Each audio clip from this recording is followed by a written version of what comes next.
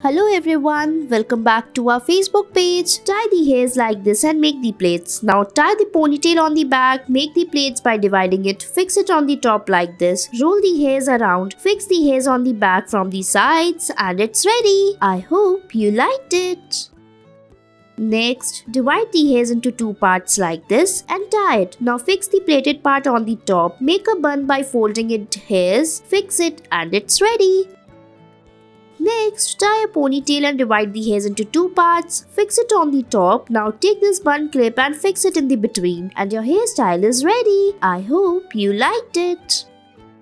Next, spray the water and then tie the hairs properly like this. Fix it by tying it in the front, make the plaits and fix it on the top using the rubber bands. Now we will tie all the hairs together, divide it and it's done.